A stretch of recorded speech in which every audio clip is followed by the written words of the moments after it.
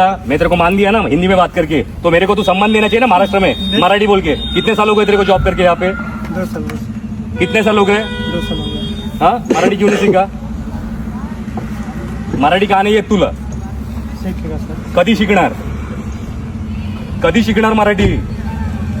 हा, नाव दाखव जरा. ब्रिजेश कुमार गुप्ता. हा छत्रपतींचे फोटो काढताना हा व्यक्ती कुठे, हा वसई फोर्टला असतो बरोबर, सिक्युरिटी गार्ड. हा आपल्यासारख्या मराठ्यांना फोटो काढताना थांबवतोय.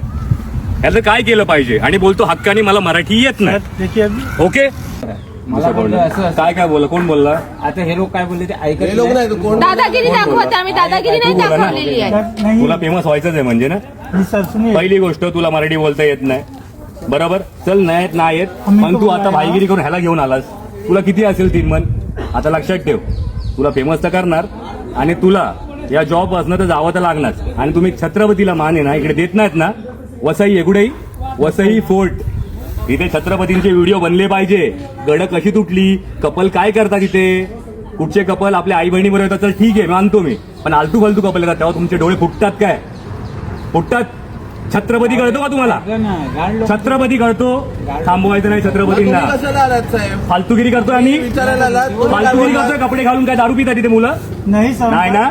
मग इज्जत मध्ये मान सन्मान द्यायचा छत्रपतींना आणि मराठी उद्यापासून शिकून यायचं. त्याशिवाय इकडे यायचं नाही आमच्याकडे.